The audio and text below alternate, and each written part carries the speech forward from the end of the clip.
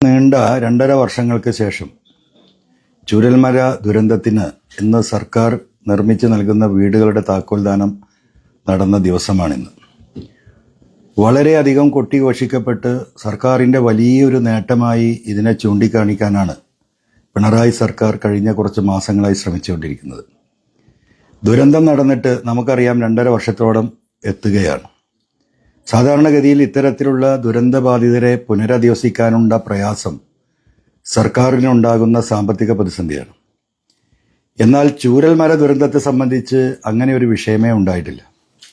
തുടക്കത്തിൽ തന്നെ ഈ ദുരന്തവുമായി ജനങ്ങൾ നൽകുന്ന ഫണ്ടുകൾ അതൊരു പ്രത്യേക അക്കൗണ്ടിൽ ചൂരൽമലയ്ക്ക് വേണ്ടി മാത്രം മുഖ്യമന്ത്രി ഒരു അക്കൗണ്ട് തുടങ്ങണമെന്ന പ്രതിപക്ഷത്തിൻ്റെ ആവശ്യം ഗവൺമെൻറ് അംഗീകരിക്കുകയും പ്രത്യേകമായി ചൂരൽമലയ്ക്ക് വേണ്ടിയിട്ടൊരു അക്കൗണ്ട് ആരംഭിക്കുകയും ചെയ്തു.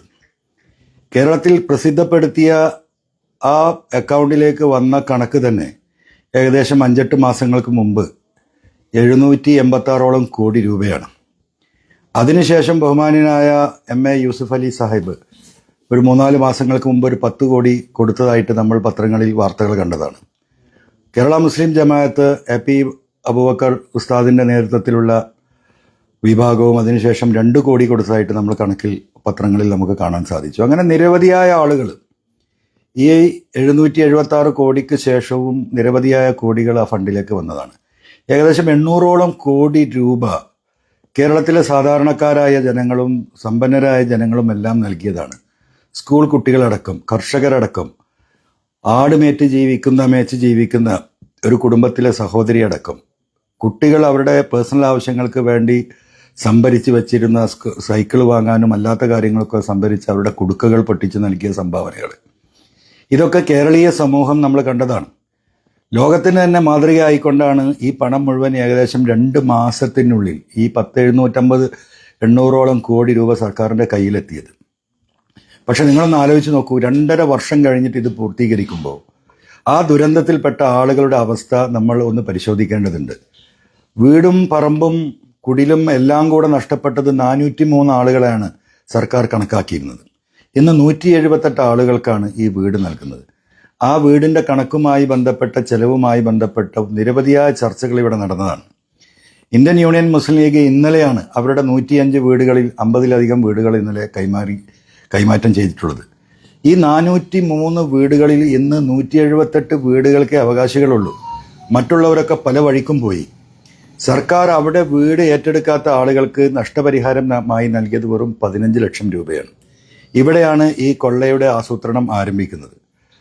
നമ്മുടെ കണക്കുകൾ വെച്ച് നമ്മൾ പരിശോധിച്ച് നോക്കിയാൽ 800 കോടി രൂപ കളക്ട് ചെയ്തിട്ടുണ്ടെങ്കിൽ ഈ 403 കുടുംബങ്ങൾക്കും ഏകദേശം 2 കോടി രൂപയോളം ഈ നഷ്ടങ്ങൾ സംഭവിച്ച കുടുംബങ്ങൾക്ക് അവർക്ക് നഷ്ടപരിഹാരമായി നൽകാനുള്ള പണം കേരളത്തിലെ ജനങ്ങൾ നൽകിയിട്ടുണ്ട്.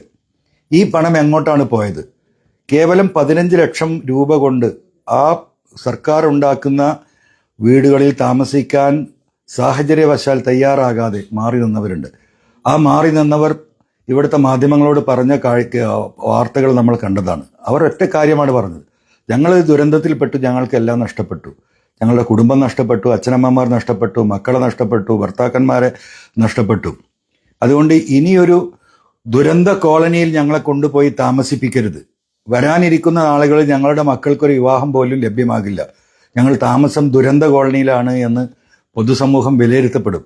അതുകൊണ്ട് ഞങ്ങൾക്ക് നഷ്ടപരിഹാരം തന്നാൽ ഞങ്ങൾ ഞങ്ങളുടേതായ വഴി നോക്കി ഞങ്ങൾ വീടും സംവിധാനങ്ങളും ഉണ്ടാക്കിക്കൊള്ളാം എന്ന് പറഞ്ഞിട്ട് പോലും ആ ആളുകളുടെ ആ ന്യായമായ ധാർമ്മികമായ അവരുടെ ആവശ്യം പോലും നിറവേറ്റപ്പെട്ടിട്ടില്ല. അവരൊക്കെ ഈ 15 ലക്ഷം രൂപ വാങ്ങി 4-5 സെന്റ് സ്ഥലം എവിടെയോ സംഘടിപ്പിച്ച് അവിടെ കൊച്ചു കുടിലെടുത്ത് താമസിക്കേണ്ട അവസ്ഥ ഈ 800 കോടി രൂപ കേരളത്തിലെ ജനങ്ങൾ കൊടുത്തിട്ടും ഉണ്ടായി എന്ന ദുഃഖസത്യം നമ്മുടെ മുന്നിൽ നിൽക്കുകയാണ്. ഇത് മാത്രമല്ല, വീടുകൾ മാത്രമല്ല ഇവർക്ക് നഷ്ടപ്പെട്ടു, അവിടെ കച്ചവട സ്ഥാപനങ്ങൾ, അവിടെ കൃഷിസ്ഥലങ്ങൾ, അവർക്കിനി ഒന്നും ബാക്കിയില്ല. അവരെയാണ് ഈ 15 ലക്ഷം രൂപ കൊടുത്ത് പിരിച്ചതും ഇന്ന് കേവലം 2 ബെഡ്റൂമിൻ്റെ വീടുകളിലേക്ക് ഇവരെ തള്ളിവിടുന്നതും ഈ പിണറായി ഗവൺമെന്റിന്റെ മനുഷ്യത്വരഹിതമായ പ്രവർത്തനമാണ്. 800 കോടിയുടെ ചെലവിൽ ഇന്ന് പറയുന്നത് 179 കോടി രൂപ ചൂരൽമലയിൽ ഈ മണ്ണിടിച്ചിലുണ്ടായ പ്രദേശത്തെ പുഴയിലെ കല്ലും ചളിയും നീക്കാൻ ചെലവഴിച്ചു എന്നാണ് പറയുന്നത്. വയനാട്ടിലെ ജനങ്ങൾക്കറിയാം, അവിടെ പോയി കണ്ട പത്രമാധ്യമങ്ങൾക്കറിയാം, 10 കോടി രൂപ പോലും അതിനുവേണ്ടി ചെലവഴിച്ചതായിട്ട് നമുക്ക് കാണാൻ കഴിയില്ല. ഇതെല്ലാം ഞാൻ മുമ്പ് സൂചിപ്പിക്കുന്ന ഊരാളുങ്ങൾ സൊസൈറ്റിയെ ഈ സമൂഹത്തിന്റെ പൊതുമുതൽ കൊള്ളയടിക്കാൻ വേണ്ടി ഏൽപ്പിച്ചിട്ട് മനുഷ്യർ അവരുടെ മനസ്സിന്റെ അങ്ങേയറ്റം വേദനയിൽ ഈ പാവങ്ങളെ സഹായിക്കാൻ വേണ്ടിയിട്ട് കൊച്ചു കുട്ടികൾ തുടങ്ങി വൃദ്ധർ വരെ അവരുടെ സമ്പാദ്യത്തിൽ നിന്ന് 100 രൂപയും 500 രൂപയും 1000 രൂപയും 10,000 രൂപയും നൽകിയ പണമാണ് ഈ 800 കോടി. ഒരു മനുഷ്യത്വമില്ലാതെയാണ് ഗവൺമെന്റ് ഈ വിഷയത്തെ ഈ നിമിഷം വരെ ഹാൻഡിൽ ചെയ്തിട്ടുള്ളത്.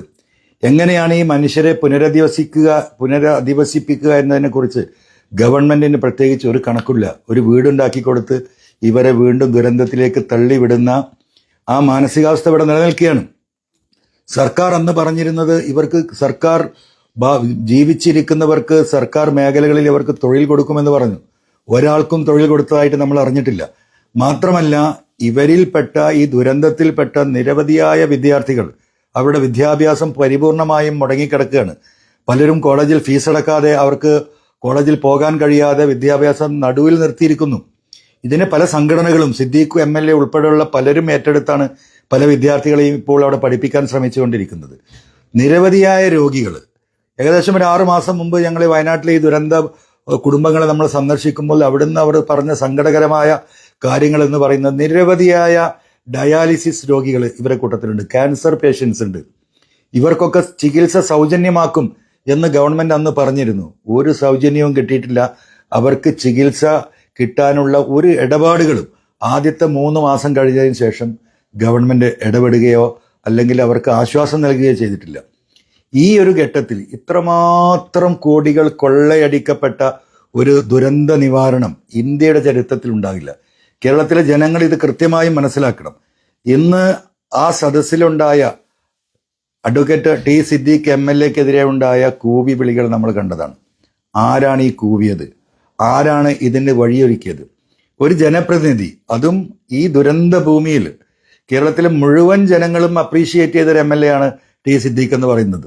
ദുരന്തത്തിന്റെ 1-ാം ഘട്ടം തുടങ്ങിയത് അവസാനിക്കുന്ന ഘട്ടം വരെ ഈ മനുഷ്യരുമായി ഇടപെട്ട് തന്നാൽ കഴിയുന്ന രീതിയിൽ അത് ഇടപെട്ട ഒരു വ്യക്തിത്വത്തിന്റെ ഉടമ കൂടിയായിരുന്നു ടി സിദ്ദീഖ്.